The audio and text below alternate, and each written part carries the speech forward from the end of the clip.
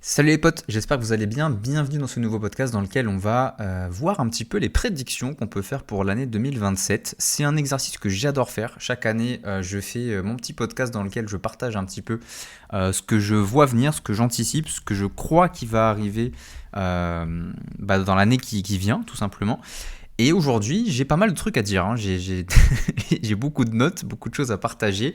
J'ai quelques sources aussi, évidemment, que je vais pouvoir vous partager aussi. Et l'idée, c'est de se faire un petit peu une vision globale de à quoi le monde pourrait ressembler. Alors évidemment, quand je parle de prédiction, je peux évidemment me tromper. Je t'invite à garder quand même ton discernement, te rappeler que ce que je te partage, c'est comment moi je vois les choses arriver. Ça ne veut pas dire que c'est ce qui va arriver, ça veut dire juste que c'est moi qui les vois arriver comme ça. Je serais très curieux également dans les commentaires que tu me partages ce que tu en penses. Toi, quelles sont tes prédictions par rapport à 2027, tout domaine confondu, hein, clairement. Et comme ça, on peut échanger là-dessus, anticiper un petit peu et voir ce qui peut arriver. Alors, on est dans une ère où c'est très incertain. C'est difficile aujourd'hui de voir un petit peu ce qui peut arriver. On le voit notamment avec l'IA, tout va très vite. On va en parler d'ailleurs de l'IA. Et ça va être très très intéressant. Alors avant de commencer, je t'invite évidemment, comme d'habitude, à t'abonner soit au podcast, soit directement à la chaîne YouTube si tu m'écoutes sur YouTube. Et du coup, écoute, on va commencer un petit peu ces prédictions pour 2027. Alors, ma première grande prédiction pour 2027, elle concerne le monde du travail. Le monde du travail, alors c'est assez évident, mais c'est comment l'IA va vraiment exploser dans le travail. En fait, on a parlé pendant un temps d'un choc de l'IA dans le monde du travail, etc. On en parlait déjà pour 2024-2025, quand on a vu des outils des LLM comme ChatGPT arriver, par exemple. Mais en fait, ce qui se passe, c'est que les entreprises, les grosses entreprises en tout cas, n'ont pas encore fini d'intégrer correctement et complètement ces outils-là. Et du coup, je pense que ça va se reporter plutôt sur 2027, peut-être 2028. Mais voilà, il y a beaucoup de grosses entreprises qui n'ont pas encore terminé leur véritable intégration de l'intelligence artificielle. Et je pense que 2025-2026, c'est 2 années dans lesquelles beaucoup d'entreprises apprennent en fait à intégrer l'IA dans leur process de travail, etc. Pourquoi est-ce que je pense ça? Déjà parce que les entreprises en 2027, 2028 peut-être aussi, auront fini d'intégrer ces outils parce que on a appris à se les approprier, etc. Ensuite, et ça je t'invite à écouter le podcast que j'ai fait avant celui-ci, il y a les agents autonomes qui vont être largement utilisés. Pour moi, c'est ça le gros banger au niveau de l'IA en 2026. C'est que maintenant il y a des agents autonomes. Je parlais de OpenClaw par exemple, qui consiste tout simplement à avoir des agents qui sont autonomes dans des tâches qu'on va leur donner, donc qui font des tâches complètes. C'est plus seulement de la conversation, donc évidemment je t'invite à écouter le podcast précédent. Et les coûts auront peut-être chuté aussi. On peut le voir aujourd'hui, on peut faire beaucoup plus avec l'IA pour le même prix que ce qu'on pouvait faire il y a 1 an, 2 ans. Ensuite, il va y avoir des conséquences qui sont assez faciles à imaginer par rapport à ça. C'est que il y a beaucoup de tâches qu'on pourrait appeler des tâches cognitives intermédiaires. Alors ce que j'appelle des tâches cognitives intermédiaires, c'est par exemple de l'analyse, c'est du reporting, c'est du code plutôt basique, c'est je sais pas moi, du support client, des choses comme ça. Ces choses-là, pour moi, ça va disparaître de manière assez massive parce que l'IA va être suffisamment balèze pour prendre notre place en fait par rapport à ça. Donc ça c'est une première chose. Et une deuxième, et ça je le tiens de Employer Branding News, donc c'est un média américain qui explique que il y a des millions d'emplois, ce qu'on appelle des emplois white collar, donc des emplois à col blanc, des métiers qu'on fait dans des bureaux, qui pourraient être affectés,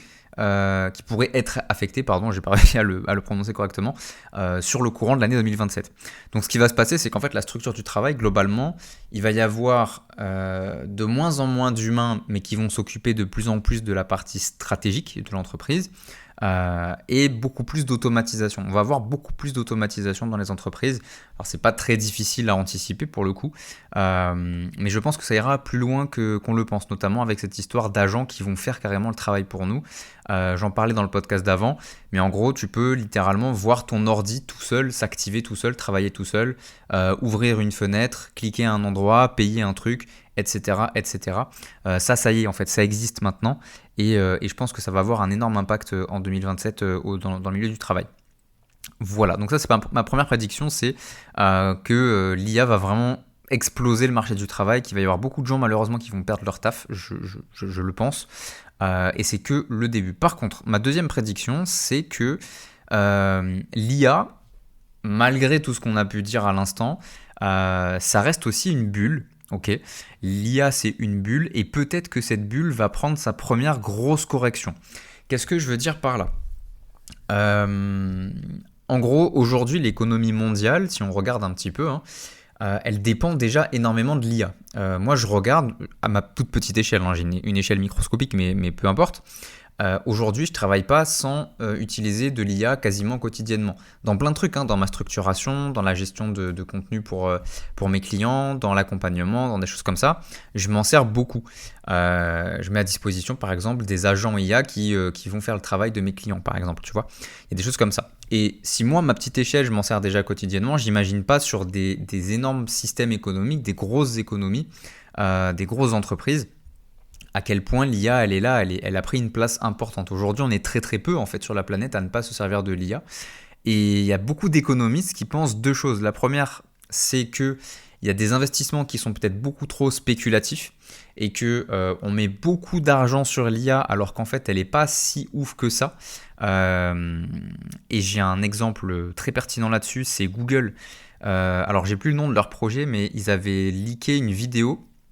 Alors leaké c'est pas le bon mot, mais ils avaient lâché par exemple une vidéo où en gros tu tapais un prompt et ça te permettait de jouer littéralement à un jeu. Donc si je tapais par exemple créez-moi un jeu de voiture où je conduis dans Monaco et je rencontre, je sais pas, des chevaliers en pleine rue, en fait l'IA de Google pouvait générer ça et ça durait environ 60 secondes et après tu pouvais plus faire quoi que ce soit.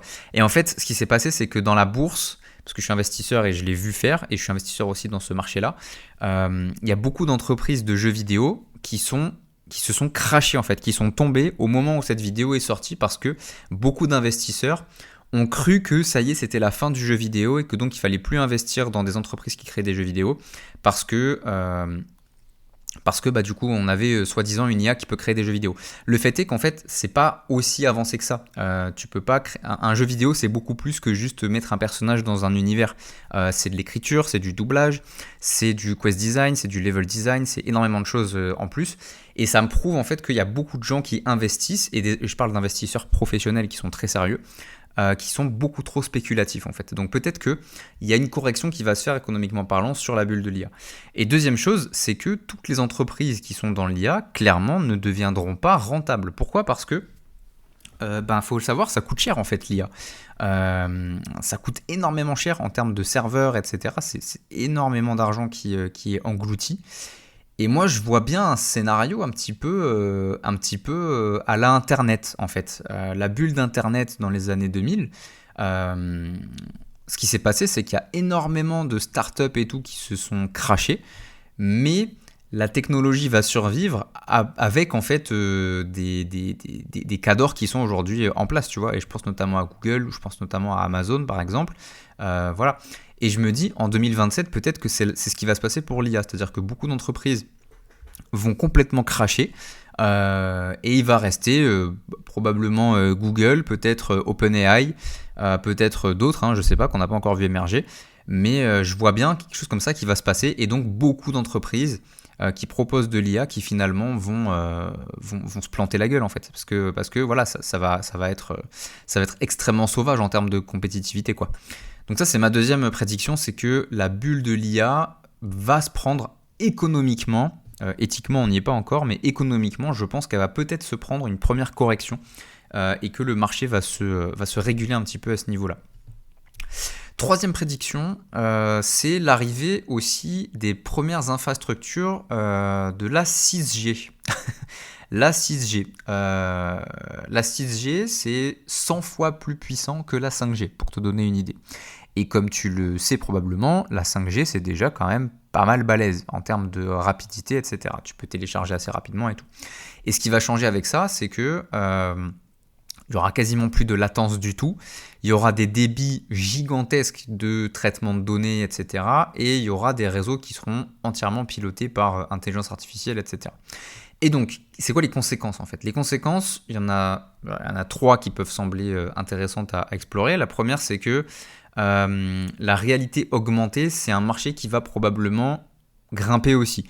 Pourquoi je dis ça ? Parce que moi je suis dans le jeu vidéo, je suis très très intéressé par cette industrie, je joue beaucoup, etc. Et je le vois, je suis aussi client de cette industrie et investisseur aussi également dans cette industrie. Et je vois que la réalité virtuelle, elle a beaucoup de peine à se faire de la place avec les casques VR, etc. On a vu les lunettes, je sais plus qui avait fait ça, je crois que c'était Apple qui avait fait des lunettes à 2000 balles et qui du coup ça n'a pas marché. Ou Google, je sais plus si Google ou Apple, bref. Et en fait, ce qui se passe, c'est qu'il y a aussi une grosse latence. Et là, la latence, on va la supprimer. Donc tout ce qui va nécessiter une grosse connectivité va être impacté par l'arrivée des premières infrastructures 6G. Alors évidemment, ça va défoncer un petit peu nos neurones, hein, clairement, d'avoir autant d'ondes qui vont nous traverser la tête. Mais je pense qu'entre 2027 et, allez, je suis large, 2030, 2031 peut-être, on va voir arriver la 6G et on va pouvoir avoir des débits complètement maboules, quoi. Ça peut aussi amener notamment dans le domaine de la robotique, des robots qui sont connectés en temps réel, pour tout ce que ça peut valoir, hein. Ça peut être peut-être même, alors je vais plus loin, là on peut tabler sur peut-être 2034, 35 peut-être, je sais pas, des villes intelligentes avec beaucoup plus de technologies qui sont incorporées dans des outils, etc. Je ne sais pas encore comment ça peut prendre forme, mais il y a plein de choses possibles. Et voilà, je pense qu'il y aura effectivement la 6G qui va commencer à se pointer. On n'y pense pas, hein, mais ça fera sa petite révolution à mon avis. Ça va être assez intéressant à suivre. Ensuite, ma 4e prédiction, c'est que l'économie mondiale va prendre un putain de patin. on va prendre cher économiquement. Dans le sens où, alors je pense qu'on va continuer en termes de croissance, mondialement parlant, je parle, mais de manière faible. Ça va être stable, mais faible en fait. Pourquoi je dis ça ? Parce que, et là je me base sur le FMI, ou l'IMF, hein, ça dépend comment tu veux appeler ça, il parle d'une croissance mondiale autour de 3,2%. Et en fait, ce qui se passe, c'est que derrière ce chiffre-là, il y a 3 choses. La première, c'est une dette massive. Beaucoup de pays sont endettés, voire ultra endettés, voire méga, ultra turbo endettés comme la France. Il y a aussi un vieillissement démographique, c'est-à-dire qu'il y a de moins en moins de personnes qui travaillent et de plus en plus qui sont vivantes et qui veulent se maintenir vivantes. Donc on est moins productif, j'ai envie de dire. Et on a évidemment, et on y reviendra un petit peu, tout ce qui est tension géopolitique. Alors je t'apprends rien, il y a des guerres partout, etc. Et ça va aussi impacter l'économie au niveau mondial. Parce qu'il y a plein de pays en ce moment, tout ce qu'ils récoltent, c'est des missiles sur le coin de la gueule. Donc il faut voir comment ces conflits vont prendre forme, etc. Mais c'est un sujet. Et il y a des analystes du coup qui parlent d'une économie qui est molle mais fragile. Voilà, c'est une petite économie, bref, on ralentit quoi. On ralentit malgré des marchés comme l'IA qu'on a vu tout à l'heure, qui vont grimper quoi. 5e point, le petit côté écolo, qui va pas faire plaisir forcément. Là je me base sur Arxiv, c'est un site comme ça qui parle de ces actualités-là. Qui parle de plus 1,5 degré autour de la fin des années 2020. Voilà. Donc 1,5 degré, c'est pas grand chose à l'échelle comme ça ressentie, mais en vérité c'est quand même beaucoup. Et on parle de 2027 comme une période où il y a des effets qui commencent à devenir visibles. On commence à avoir très chaud en été notamment. Alors moi je peux le dire, je suis sur Menton, sur la Côte d'Azur, et les étés commencent gentiment à être assez difficiles à supporter en vérité. Et en fait les politiques climatiques qui sont actuelles aujourd'hui, donc à savoir tout le monde s'en bat les couilles, ça accélère le fait que la température monte. Donc on verra bien ce que ça donne, mais c'est quelque chose quand même qui est présent quoi.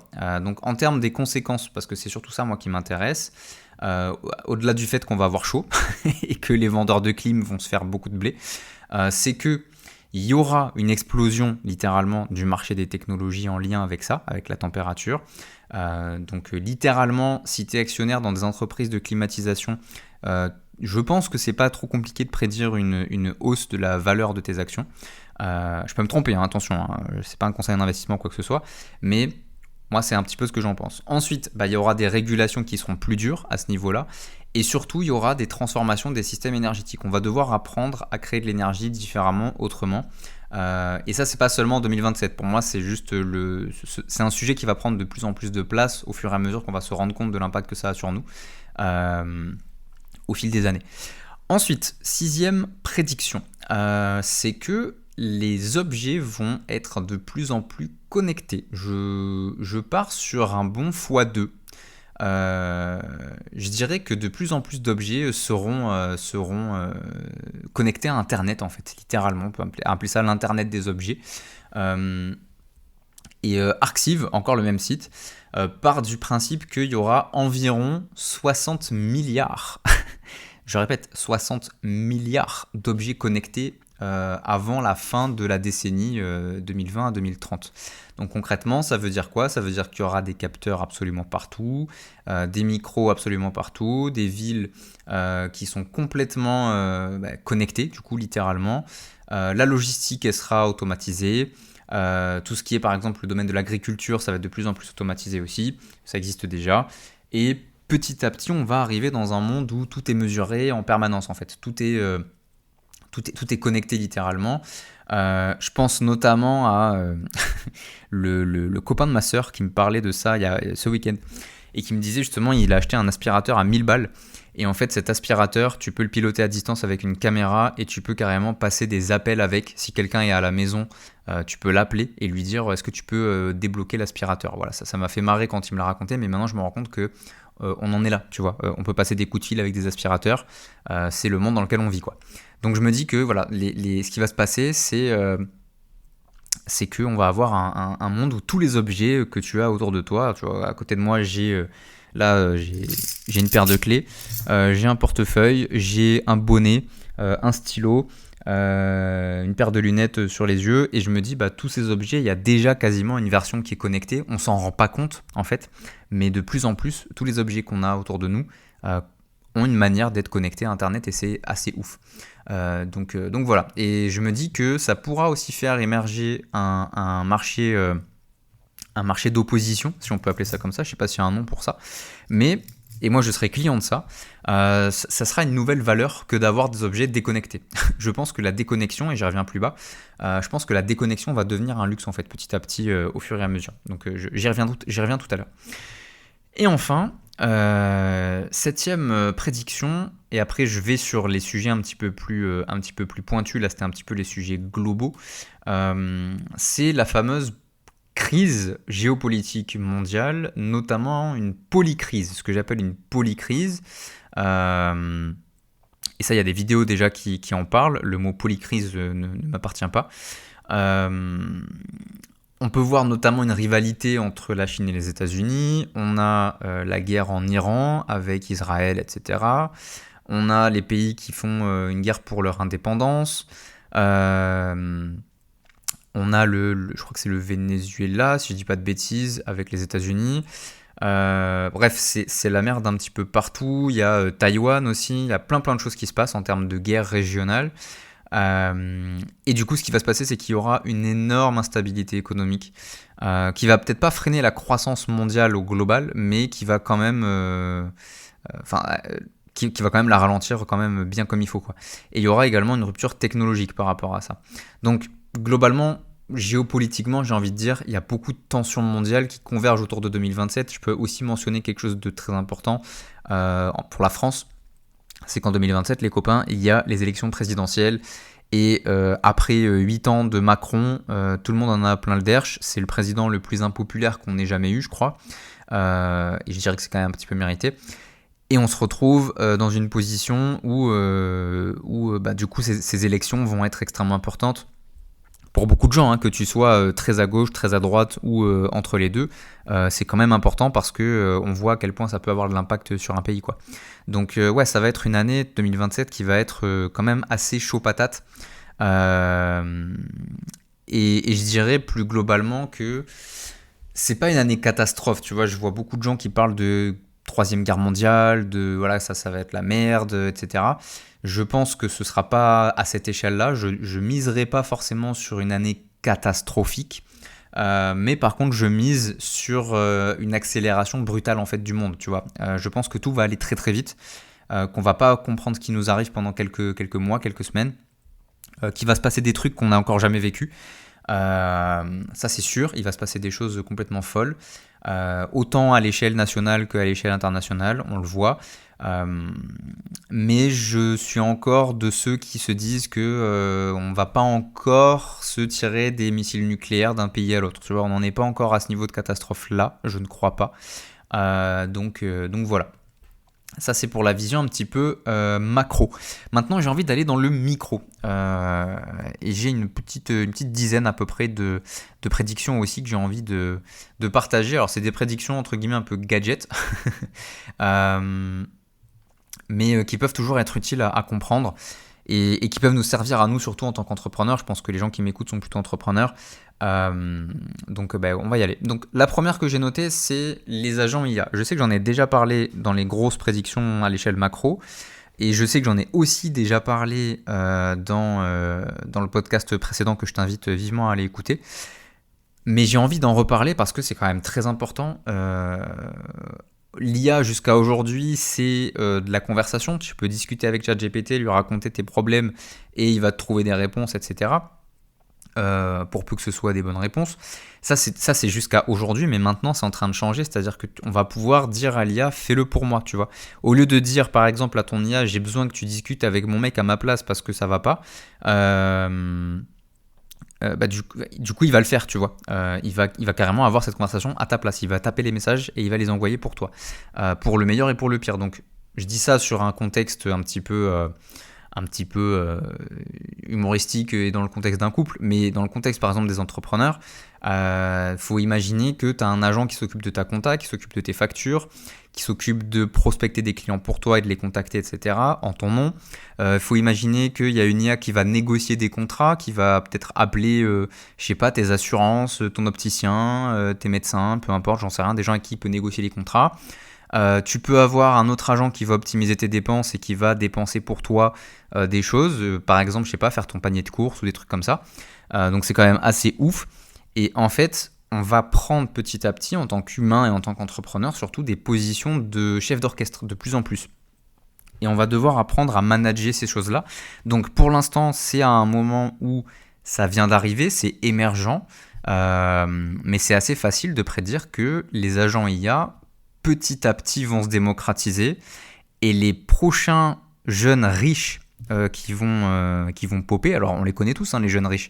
On a eu les millionnaires à Dubaï qui ont une boutique de drop qui a explosé ou qui ont investi dans la crypto, des choses comme ça. Ça, c'était saut 2020, 2022, 2023. Là, les prochains millionnaires minutes, ça va être des personnes qui ont créé des agents IA qui s'occupent de faire les tâches à leur place, en fait. Ça, c'est les prochains milliardaires, millionnaires qu'on va rencontrer. C'est assez facile à prédire.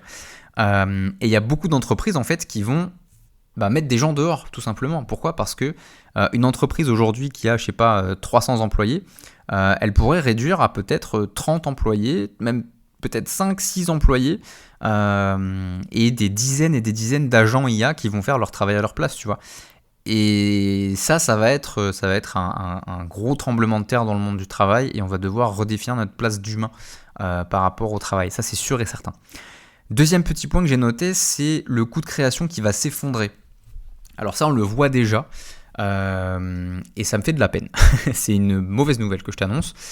Pourquoi ? Parce que aujourd'hui, si tu as envie de créer un logiciel, tu as envie de créer un film, tu as envie de créer une belle vidéo bien montée, tu as envie de créer même un jeu vidéo, je te dis ça parce que je suis aussi dans cette industrie, tu as envie de créer une marque, tu as envie de créer un livre, tu as envie de créer même une formation, peu importe ce que c'est, ces choses-là qui peuvent être coûteuses à la base, ça pourrait coûter dans le temps 10 fois, 50 fois, 100 fois moins cher qu'aujourd'hui.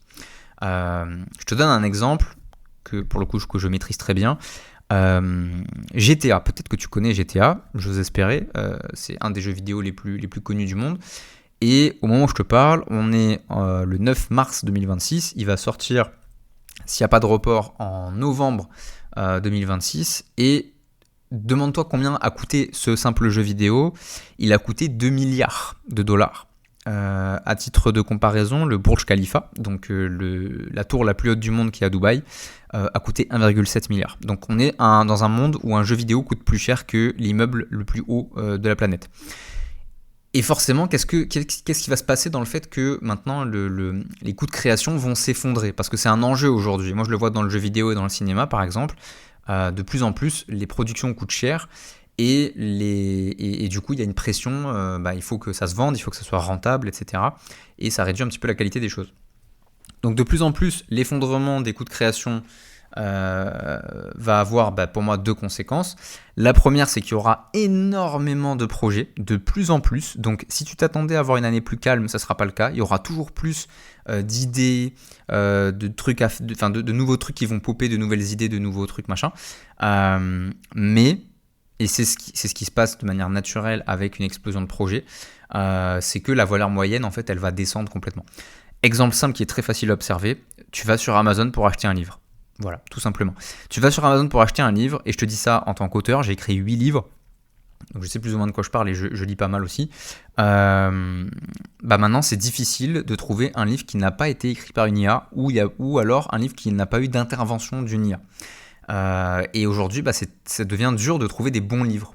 Pourquoi ? Parce que c'est un média qui aujourd'hui peut être entièrement délégué à de l'intelligence artificielle.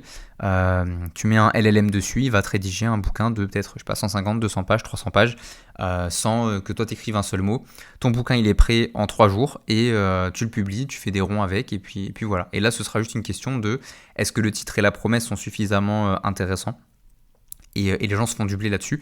Mais la qualité du bouquin, elle est claquée au sol, quoi. Et moi, ça m'est arrivé de tomber dans le piège. Pourtant, je pensais, et c'est peut-être pas le cas, je pensais avoir du discernement, parce que j'ai lu un livre sur le stoïcisme, etc., que je trouvais intéressant, avec des histoires et tout. Et dès que je l'ai ouvert, j'ai compris que j'allais lire du chat GPT, et j'ai pété mon câble. Et du coup, j'ai vu que beaucoup de gens l'ont lu et se sont dit, ouais, c'est un super livre et tout. Et en fait, non, c'est un mauvais bouquin.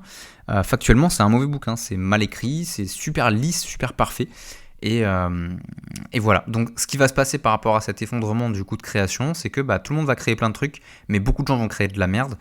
Et ce qui va être important, c'est que la rareté va un petit peu changer d'endroit. C'est-à-dire que là où c'était rare de pouvoir créer quelque chose, maintenant tout le monde peut créer. La barrière à l'entrée, elle est complètement tombée. Il n'y a plus de barrière à l'entrée. Maintenant, ce qui va compter, c'est le niveau d'attention, c'est la crédibilité qu'on accorde aux créateurs et c'est les communautés, etc. Et j'y reviens aussi tout à l'heure. Autre chose que j'ai noté, c'est, je pense qu'en 2027, on va avoir la première licorne solo. C'est peut-être déjà le cas en vrai, je ne suis pas informé sur ce sujet, donc je ne sais pas. Mais il y a cette appellation dans le marché américain notamment, on parle de solo billion dollar company. Je pense que on va avoir du coup bientôt une licorne valorisée à 1 milliard avec genre une ou deux personnes max à la tête. Je pense qu'on aura les premiers milliardaires grâce à ce qui va arriver, notamment à l'IA, notamment à l'automatisation, à la distribution sur Internet massivement en fait, et bien sûr aux agents dont j'ai parlé plus d'une fois. Et je pense que ça arrivera avant 2030, peut-être pas 2027, mais avant 2030. On va voir des entreprises qui vont faire le milliard, et je parle bien de milliards, pas de millions, avec de l'IA, parce qu'il y aura des gens très intelligents qui vont créer, je pense, des écosystèmes exponentiels avec des agents IA qui vont faire du travail de fou, qui vont envahir Internet littéralement de contenu, etc., avec tout plein d'astuces par-ci par-là. Et c'est des gens qui vont se faire énormément de cash, tout simplement. Donc on va voir, je pense, les premières entreprises valorisées extrêmement cher. Et ça m'étonnerait pas de voir arriver carrément en bourse des gens tout seuls, tu vois. Je sais pas si légalement c'est possible et faisable, mais ça m'étonnerait pas de voir carrément des entreprises d'une personne qui sont carrément cotées en bourse parce que l'ensemble du personnel, de la ressource, etc., ça sera de l'IA qui va s'en occuper et il n'y aura pas d'humain derrière. Voilà. Donc, après, je dis pas que c'est un truc qui va se faire de manière massive, il n'y en aura pas beaucoup des comme ça, mais je pense qu'on aura les premiers qui vont commencer à arriver dans les prochaines années. Ensuite, ça c'est un point extrêmement important aussi sur lequel je voulais revenir, c'est une autre crise, une autre forme de crise, et je veux dire la crise de confiance dans l'information. Encore une fois, c'est lié à l'IA. Alors, c'est aussi lié aux médias, parce que les médias, les gens commencent à percuter petit à petit qu'ils se foutent de notre gueule, littéralement. Même les médias nationaux, alors je ne vais pas citer de nom parce que je n'ai pas envie de me faire strike, mais les médias qu'on regarde tous à la télé, quand tu allumes la télé, c'est les chaînes qui apparaissent en premier, voilà, on pense aux mêmes chaînes. Du coup, ces médias-là racontent de la merde, globalement, tout le temps. Et l'idée, c'est de se dire que les gens commencent à être lucides par rapport à ça. Et à côté de ça, il y avait même l'IA avec tout ce qui est deepfake, modèle génératif, etc. Aujourd'hui, tu peux cloner une voix, tu peux faire des faux documents sans aucun problème, tu peux faire des vidéos de gens qui n'existent pas, enfin c'est quand même assez ouf. Et ça devient impossible de savoir ce qui est réel en fait, s'il n'y a pas une vérification cryptographique, tu vois, littéralement. Donc ce qui va apparaître par rapport à ça de plus en plus pour moi, c'est des signatures numériques pour les images, c'est des identités qui vont être vérifiées absolument de partout.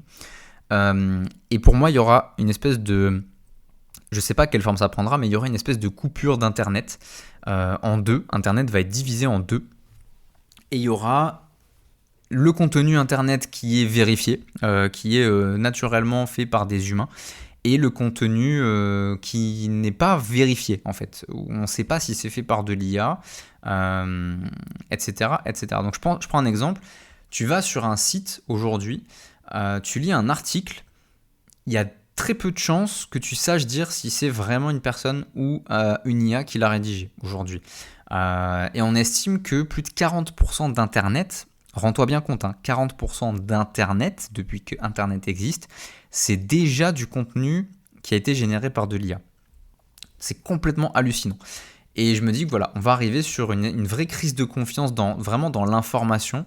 On va se dire, mais putain, je ne sais plus du tout qui croire. Et les gens vont chercher de plus en plus à se rassembler entre eux en plus petits groupes. Et j'y reviens tout à l'heure. Mais voilà, il va y avoir tout ce sujet de la crise de confiance dans l'information et ça va être assez ouf. Je pense notamment, il va y avoir peut-être des badges de vérification pour dire voilà, ce post sur Facebook n'utilise pas l'IA, il n'y a pas d'IA dans l'image, il n'y a pas d'IA dans le texte, etc. Il va y avoir des choses comme ça, il faut les anticiper. Et il faut continuer, si tu es créateur de contenu et que tu m'écoutes, au bout de 30 minutes, je te remercie d'ailleurs, du coup il va falloir continuer à créer du contenu authentique, original, qui nous ressemble et qu'une IA ne pourrait pas faire à notre place tout simplement. Ça on l'apprend dans les entrepreneurs du kiff et tu peux nous rejoindre si tu veux, il y aura le lien probablement quelque part en dessous de cette vidéo. Autre prédiction que je fais, ça va te faire rigoler mais je trouve ça quand même assez lourd de sens. J'ai noté les humains premium. Alors qu'est-ce que je veux dire par les humains premium ? Comme on l'a vu, aujourd'hui, de plus en plus, tout est généré par de l'intelligence artificielle. Okay, que ce soit les images, que ce soit les textes, que ce soit les vidéos, que ce soit... Voilà. Y a toujours de l'IA quelque part, de plus en plus. On l'entend, on le sent. Même moi, j'ai beaucoup de mes créateurs préférés qui font de la vidéo ou quoi sur YouTube, par exemple. Je sens les structures de phrases qui viennent d'un chat GPT. Je sens les exemples, les tournures, les choses comme ça. Je vois ça, je vois que l'IA elle est en train de s'installer absolument de partout, même chez les gens les plus créatifs, de plus en plus. Il y a encore des Gaulois qui résistent à l'envahisseur, clairement, mais voilà, c'est en train de bien s'installer. Et je pense que les humains vont eux-mêmes devenir un produit de luxe. Je te donne des exemples. Je suis sûr que d'ici quelques temps, et je pense que 2027 pourrait être une année où on sera éberlué de voir ça, c'est de voir des gens qui vont vendre par exemple une conférence sans IA, un contenu artisanal. Voilà, nous notre contenu il est fait par des humains. L'art par exemple aussi, on va te dire voilà, mon tableau il a été fait 100% par un humain. Tu vois, je sais que ça peut sembler complètement perché, j'entends parce que c'est un peu lunaire même pour moi de le dire, mais j'arrive pas à me dire que ça peut pas être vrai en fait. C'est littéralement vers là qu'on va. Donc il y a cette notion voilà, d'humain premium. Alors ça m'a fait marrer en l'écrivant, mais je pense que c'est vers là qu'on va. On va vers un humain qui est un produit de luxe, hein, littéralement. Euh, je trouve ça assez hallucinant, ça me fait un peu peur même en le disant, mais ouais, c'est vers là qu'on va, quoi. Ensuite, économiquement parlant, et je le constate littéralement sur mon chiffre d'affaires, hein. Donc ça je peux vraiment te le dire, c'est l'économie des entrepreneurs. Je pense qu'elle va se diriger aussi beaucoup vers les micro-niches, et qu'on va aller sur des marchés qui sont de plus en plus petits, et par exemple voilà, je sais pas moi, une newsletter où tu as, je sais pas, 200, 300 personnes grand max, ou des petites communautés, des choses comme ça. Voilà, je pense qu'il y aura une économie de micro-niche qui va se développer de plus en plus, d'autant plus qu'avec l'IA, c'est facile, tu vois. Tu peux aller chercher des business de plus en plus nichés, en fait. Tu vois, on t'a sûrement déjà parlé de créer une niche et une micro-niche. Et on t'a toujours dit voilà, c'est pas pertinent non plus de faire beaucoup trop niché. Je pense que ça peut devenir pertinent à un moment donné dans la mesure où l'IA va permettre de faire ce travail sans faire trop d'efforts. Tu vois, typiquement, j'avais un pote qui s'appelle Rémi il y a longtemps maintenant, hein. Et le mec était passionné par les geckos. Alors je sais pas si on dit gecko ou gecko, je vais dire gecko, les espèces de petits lézards là. Il était fan de ça et on avait commencé à développer un business avec lui sur ces geckos. Oui, du coup, il expliquait comment on prend soin d'un gecko, comment on le nourrit, comment on l'entretient, etc., comment on le maintient vivant et en bonne santé. Et c'était quand même assez niché, tu vois. Tout le monde n'a pas un gecko, et parmi ceux qui ont un gecko, tout le monde ne va pas forcément payer une formation pour apprendre. Et ben là, avec l'IA, je pense que on peut se permettre de servir des marchés qui sont très très petits, voire ridiculement petits, et qu'il y a du business à faire en fait à ce niveau-là, parce que c'est pas parce que le marché est ridiculement petit et que tu en as fait le tour assez rapidement qu'il n'y a pas d'argent à faire dedans, ok. Parce que peut-être que dans le marché des geckos, je reprends cet exemple-là, il y a peut-être un mec sur Terre, le gars il est milliardaire et toute sa vie c'est les geckos parce que je sais pas, dans sa jeunesse il a grandi avec un gecko, j'en sais rien, tu vois, ça peut être une connerie, mais voilà, il a de l'argent à mettre là-dedans, il investit dans ça, il veut apprendre à prendre soin de ses geckos parce que c'est des animaux qui sont précieux pour lui par exemple. Eh ben ça peut être une nouvelle manière d'aller chercher des gros clients, avec littéralement de l'IA qui permet d'aller taper dans des marchés beaucoup plus petits, qu'on n'irait pas forcément faire à la main, tu vois. Je pense que ça va être assez intéressant aussi. Donc je pense que de plus en plus, on va avoir des business de micro-niche, mais pas dit que ça soit intéressant. En vrai, pas dit que ça soit intéressant pour les consommateurs, du moins, parce que c'est l'IA qui va permettre de s'exposer. Excuse-moi pour la toux. Mais voilà, ça va être un sujet intéressant. Ensuite, j'ai noté les villes qui vont être gérées aussi par IA. Je pense que de plus en plus de villes pourraient commencer à décider que petit à petit, alors je dis 2027, mais peut-être que ce sera un peu plus tard. Typiquement, l'administration automatisée, l'urbanisme piloté par des données, donc typiquement, je sais pas, les feux rouges, tu vois, typiquement les feux rouges, les feux verts, les feux de circulation, qui vont capter des données par IA, qui vont dire ok, à tel moment je passe au rouge, etc. Alors probablement ça existe déjà. Je sais pas, les transports autonomes, les services publics générés par IA aussi. Et je pense que ces premières villes qui vont vraiment intégrer, tu vois, tout ce qui est IA native, etc. Je vois bien apparaître ça en Asie, peut-être au Moyen-Orient.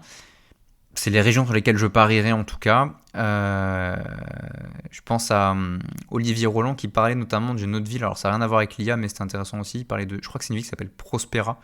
Je suis pas sûr de ce nom. Je suis vraiment pas sûr de ce nom, mais il en a parlé dans une interview qui était très intéressante. Et c'est une ville où du coup ils repartent de zéro avec un nouveau système économique, etc. C'était assez intéressant. Et je me dis que plus en plus, on va se diriger vers des villes qui auront des fonctionnements peut-être différents. Tu vois, petit à petit, on va avoir une nouvelle manière de vivre dans sa ville. Et je pense qu'on va moderniser les choses, encore une fois, pour le meilleur et pour le pire. Mais voilà, peut-être qu'il y aura une première ville qui va avoir des drones qui livrent des colis, avoir, je sais pas, des chauffeurs Uber où il n'y a pas de chauffeur, c'est juste la bagnole qui vient toute seule, qui t'amène où tu veux. Peut-être que la mairie, alors en France je pense pas parce qu'on est abonné à être lent, mais peut-être que la mairie, ce sera des, je sais pas, je te dis une connerie, tu vois, ça peut être des robots qui s'occupent de prendre en charge des documents que tu as donnés à la mairie par exemple, je sais pas, ça peut être plein de choses en fait. Et je pense qu'il va se passer des choses comme ça et qu'on aura des nouvelles de villes qui vont intégrer des nouvelles technologies de ce genre-là. Ensuite, autre petite prédiction que je me suis notée, c'est la montée des communautés fermées. Il n'y a qu'à regarder Internet, et j'écoute moi aussi, tu vois, mes clients, mon audience, etc. Je le vois, je travaille sur Internet. Internet, ça devient rempli d'IA de plus en plus. C'est aussi très très automatisé. Et c'est surtout devenu très très très bruyant. Okay, là, tu vois, je fais un podcast, on en est à 40 minutes. Je pense que j'ai déjà perdu peut-être 90% des auditeurs parce que on est sursollicité tout le temps. Et 40 minutes de ton temps, si tu es encore là, bravo à toi, tu fais partie des exceptions. Mais voilà, c'est quelque chose qui est vraiment installé, le fait que c'est le bordel sur Internet, il y a de plus en plus de choses, ça se remplit. Et je crois que les gens vont commencer à chercher des espaces un peu plus petits. Internet maintenant, c'est devenu une immense cour de récréation où tout le monde gueule et ne s'entend plus. Et on va aller chercher des communautés peut-être un peu plus privatives, des réseaux qui sont un peu plus fermés, des groupes payants, des choses comme ça. Et c'est déjà le modèle de pas mal de créateurs. C'est le mien aussi. Moi, j'ai les entrepreneurs du kiff. Donc, en gros, j'ai réuni des entrepreneurs qui mettent la priorité sur le fait de prendre du plaisir dans leur entreprise et pas forcément aller chercher le million. Moi, les gens que j'accompagne, c'est des gens qui veulent se faire entre 5 et 8 000 euros par mois, pas plus, parce qu'ils n'ont pas besoin de plus et ils ont envie de garder du temps libre pour eux. Donc, c'est une manière pour moi de sélectionner les gens avec qui je veux travailler. Et je vois qu'il y a de la demande, tu vois, j'ai créé la communauté qui est gratuite aussi, tu peux la rejoindre, il y a un lien dans la description, tu pourras aller voir. C'est gratuit, j'en ai parlé une fois, j'ai eu plus de 100 personnes qui sont arrivées, tu vois. Donc c'est ça qui va être important, c'est de se dire qu'il y a une demande en ce moment de communautés plus fermées pour avoir plus de calme et se retrouver avec ses semblables. Ça, j'en avais déjà parlé dans ma vidéo sur les prédictions 2025-2026 et c'est d'autant plus vrai aujourd'hui pour 2027 et les années qui vont arriver. Ensuite, j'ai noté la fatigue numérique. La fatigue numérique, et je terminerai avec ça, c'est que paradoxalement, plus la technologie elle progresse, plus les gens vont chercher l'inverse. C'est-à-dire qu'en fait, on en a un peu marre, je pense, d'Internet, des réseaux sociaux, d'avoir toujours l'avis de tout le monde sur tout, d'être dans le bruit, hein, globalement, c'est un peu ça. Et plus ça va, plus les gens commencent à aller chercher de l'expérience physique, du présentiel, des aventures, des immersions en réel, quoi. Et j'ai une croyance que, alors je sais pas si c'est une croyance ou si c'est un espoir. C'est un espoir, c'est certain. Est-ce que c'est une croyance ? On verra. Mais j'ai envie d'espérer en tout cas que le luxe pourrait revenir sur ce qui est vraiment luxueux. Ce que je veux dire par là, c'est tout ce qui est silence, balade dans la nature, faire une randonnée, aller à la montagne, mettre le mode avion de son téléphone et laisser son téléphone loin de nous pendant plusieurs jours. Ça, pour moi, ça va être le nouveau luxe, en fait. Et je pense que c'est vers là qu'on va. C'est de couper cette fatigue numérique parce que je vois qu'elle est présente de plus en plus. Et je te dis ça encore ce matin, même pas ce midi, je discutais avec une nana qui est dans ma communauté et qui me disait voilà, moi j'ai envie de rejoindre ton programme Oxygène, donc c'est un petit programme que j'ai créé dans ma communauté. C'est un programme dans lequel en fait on va tout simplement éteindre le bruit des réseaux sociaux. On peut continuer à travailler dessus, mais on n'est plus du tout exposé au bruit qu'il y a dessus. Il n'y a plus de feed, il n'y a plus d'actu, il n'y a plus de contenu dessus, juste on y va, on crée, on s'en va. C'est un process que j'ai mis en place pour moi et que je me suis mis à vendre et les gens sont venus dessus. Pourquoi ? Parce que je vois que cette fatigue, elle existe en fait. Moi, je vois de la demande, il y a des gens qui viennent me voir pour ça, pour arrêter d'être exposé constamment au bordel ambiant qu'il y a sur Internet. Et on est en train d'oublier aussi à quel point ça fait du bien de couper. De couper les réseaux, de couper son téléphone, de couper son ordi et juste de revenir dans le moment présent, revenir chez soi, regarder un petit peu l'herbe qu'il y a dans ton jardin et passer du temps, je sais pas, avec ta famille, avec tes enfants, avec ton chien, avec tes potes, faire du sport, des choses comme ça. Revenir dans ta localité en fait, revenir dans ta propre vie, dans ta propre ville même, j'ai envie de dire, et pas te soucier de tout ce qui se passe dans le monde. Voilà, donc pour moi, il y a un nouveau luxe qui va apparaître, ça va être ce luxe-là. De plus en plus, on s'en rend compte. Et il y a vraiment cette fatigue numérique qui va commencer à jouer ses tours sur beaucoup d'entrepreneurs, beaucoup de gens. Voilà. Autre chose que j'avais noté, c'est aussi, alors ça tu me diras un petit peu ce que tu en penses, mais c'est plus un sujet de fond par rapport à 2027, mais aussi aux années qui vont venir, c'est que l'identité va devenir un projet de plus en plus conscientisé par les gens. Pourquoi ? Parce que on est dans un monde d'intelligence artificielle, on est dans un monde où tout le monde a, on a des avatars de partout, on a des identités numériques. Quand je dis ça, je dis voilà, moi par exemple mon identité numérique c'est que je suis coach business, mais la vérité c'est que je suis pas coach business, je suis plus que ça. Je suis aussi Baptiste Nourri, j'ai une chérie, j'ai un petit chat, je joue à la play, je lis des bouquins, j'aime aller à la montagne. Il y a plus que ça en fait, tu vois. Et c'est le cas pour tout le monde. Il y a ça, il y a la réalité augmentée, il y a plein de choses. Et petit à petit, on va tellement avoir de possibilités, entre guillemets, d'identité. Alors je parle d'identité professionnelle, je parle d'avatar public, je parle du rôle social qu'on joue en fait. Plus on a de technologie qui va apparaître, plus on va se poser la question de ok, bah moi c'est quoi mon identité à moi en fait, parce que c'est vers là qu'on va aussi, c'est vers une crise de l'identité. On va se poser de plus en plus de questions sur nous. Moi je te le dis très sincèrement, je suis en plein dedans, je suis en train de me dire voilà, bah, qu'est-ce que j'ai vraiment envie de faire, où est-ce que j'ai vraiment envie d'aller, comment est-ce que j'ai vraiment envie de servir, comment est-ce que j'ai envie de faire mon argent. C'est des questions que je me pose au quotidien. Et ça fait que je le vois aussi ressortir, tu vois, chez pas mal de gens qui se disent, bah écoute, avec tout ce qui se passe, avec la direction dans laquelle on va avec ce monde, je sais pas trop qui je suis, je sais pas trop ce que j'aime, et j'ai envie de me poser ces questions et de me refocus sur moi en fait. Et je vois ce truc se faire. Donc voilà, donc maintenant, 2027, parlons-en de 2027 un petit peu. Les gens qui ont le pouvoir ça va changer en fait. Avant, les gens qui avaient le pouvoir, c'est les gens qui avaient l'argent, c'est les gens qui avaient les contacts, c'est les gens qui avaient du réseau, c'est les gens qui avaient, je sais pas moi, de l'autorité, etc. Ou même la puissance physique ou des choses comme ça. Ça, c'était les gens avant, ceux qui avaient le pouvoir, c'était eux. Maintenant, je pense qu'il va y avoir une redistribution du pouvoir, et que ça va se baser sur 3 actifs qui pourraient devenir dominants pour moi. Et il n'y a pas la technologie à l'intérieur, spoiler. Pour moi, il y a 3 choses. La première, c'est l'attention des gens. Si tu as l'attention des gens, tu as du pouvoir. Okay, tu as du pouvoir. Pourquoi ? Parce qu'on arrive à une époque où les gens vont avoir besoin d'être guidés, vont avoir besoin d'avoir quelqu'un de confiance à écouter, vont avoir besoin de suivre quelque chose auquel ils peuvent se tenir, d'avoir une liane à attraper en fait, si tu veux. Ce qui m'amène au deuxième point, c'est littéralement la confiance.